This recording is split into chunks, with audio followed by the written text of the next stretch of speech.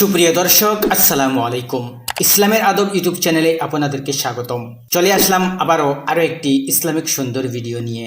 যারা এখনো আমাদের এই চ্যানেলটি সাবস্ক্রাইব করেননি, অবশ্যই সাবস্ক্রাইব করে নেবেন আর ভিডিওটিকে অন্যদের সাথে অবশ্যই শেয়ার করে সবাইকে জানার সুযোগ করে দিবেন।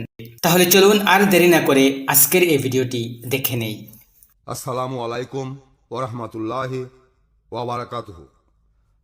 আল্লাহ সুবহানা ওয়া তাআলার দয়া, শান্তি এবং রহমত আপনাদের সবার উপরে বর্ষিত হোক। আমাদের অনুষ্ঠানে স্বাগতম। Ramzan a date with doctor Zakir. আমি আপনাদের হোস্ট ইউসুফ চেম্বার্স। আর আজকে আমাদের আলোচনার টপিক রোজার সময় যে কাজের অনুমতি আছে।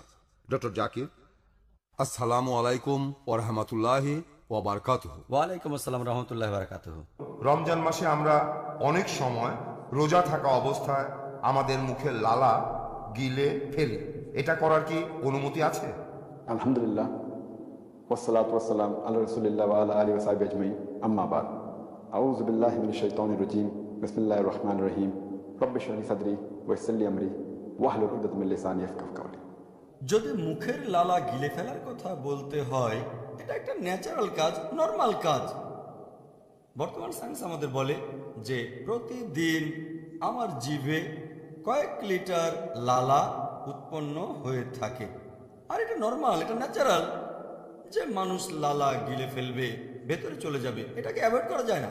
আল্লাহ পবিত্র কোরআনে বলেছেন, সূরা বাকারার 125 নম্বর আয়াতে উল্লেখ করা হয়েছে, বলা হয়েছে যে তোমরা রোজা রাখবে পবিত্র রমজান মাসে, অসুস্থ থাকলে বা ভ্রমণ করলে সেই রোজাটা পরে রাখতে হবে। তারপর বলা হয়েছে আল্লাহ সুবহানাহু ওয়া তাআলা এটা তোমাদের জন্য সহজ করে দিতে চান, কঠিন অবস্থায় ফেলতে চান না। পবিত্র কোরআনে সূরা হাজের 78 নম্বর আয়াতে উল্লেখ করা হয়েছে আল্লাহ সুবহানাহু ওয়া তাআলা দিনের ব্যাপারে তোমাদের উপর কঠোরতা আরোপ করেননি। এখন লালা গিলে ফেলাটা যেহেতু একটা নর্মাল কাজ, আর আমি জানি রোজার সময় অনেকে বারবার থুতু ফেলে। আমার অনেক বন্ধুও মনে করে যে লালা গিলে ফেলাটা হারাম, এজন্য তারা থুতু ফেলে। চিন্তা করেন, সারাদিন যদি এই কাজটাই করেন তাহলে নামাজও ঠিকভাবে আদায় করতে পারবেন না, কারণ নামাজ পড়তে কয়েক মিনিট সময় লাগে, আর এই সময়ের মধ্যে মুখে লালা জমা হবে। এখন আপনি কি শুধু থুতু ফেলায় মনোযোগ দেবেন নাকি আল্লাহ তাআলার কাজে?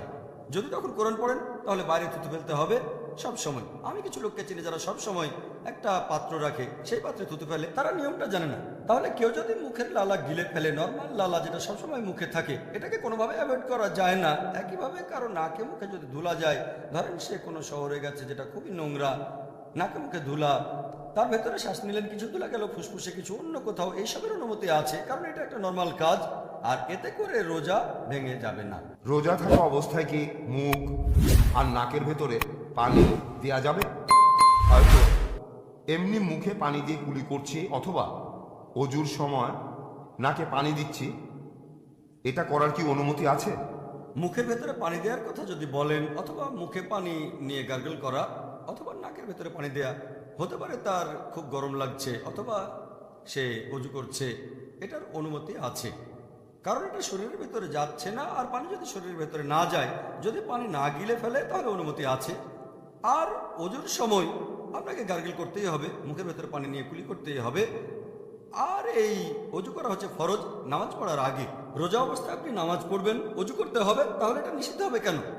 তাহলে কেউ যদি মুখের ভেতরে পানি দেয় অজুর সময়, গার্গল করে বা অন্য কিছু, তাকে খেয়াল রাখতে হবে যেন পানিটা না গিলে ফেলে। আর যখন সে নাকে পানি দেয়, কিছু লোকে মনে করে যে এতে রোজা ভেঙে যায়, এর ভিত্তি একটা হাদিস। আর এজন্যই অজুর সময় নাকের মাথায় একটু পানি ছুঁয়ে দেয়, ভেতরে পানি দেয় না, কারণ আমাদের নবীজি মুহাম্মদ সাল্লাল্লাহু আলাইহি সাল্লামের একটা হাদিস আছে। এই হাদিসটার উল্লেখ আছে সুন্নান আবু দাউদে 2 নম্বর খণ্ড, বুক অব ফাস্টিং, 2360 নম্বর হাদিস। আমাদের নবীজি বলেছেন, তোমরা অজুর সময় নাকে প্রচুর পানি দেবে, শুধু রোজার সময় বাদে।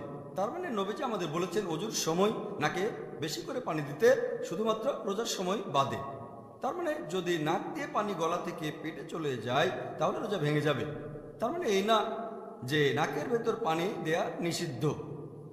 এমনিতে যদি পানি দেন, সাধারণত গলার ভেতরে যায় না, বেশি করে যদি দেন তাহলেও ভেতরে যাবে না, তবে যেতে পারে। তাই নবীজি সাবধান করে বলেছেন যে রোজা থাকা অবস্থায় নাকে বেশি পানি দিও না।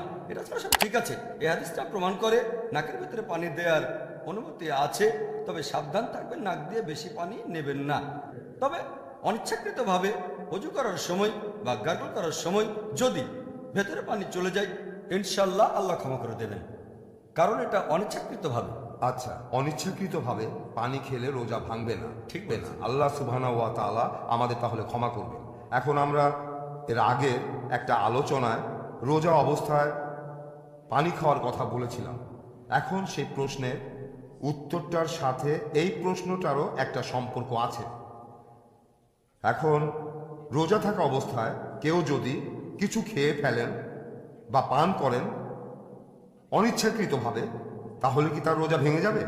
যদি কেউ অনিচ্ছাকৃতভাবে কিছু খেয়ে ফেলে বা পান করে ফেলে, হয়তো সে ভুলে গিয়েছিল, এতে রোজা ভাঙবে না। আর এমনটা সাধারণত রমজানের প্রথম দিকে বেশি হয়ে থাকে। মানুষ তার দৈনন্দিন কাজে অভ্যস্ত থাকে, হঠাৎ করে রমজান আসলো, অনিচ্ছাকৃতভাবে সে রান্নাঘরে গিয়ে পানির বোতলটা নিয়ে গ্লাসে ঢেলে খেতে পারে। কেউ হয়তো সকালের জগিং করার পরে পানি খায়, এমন হতে পারে।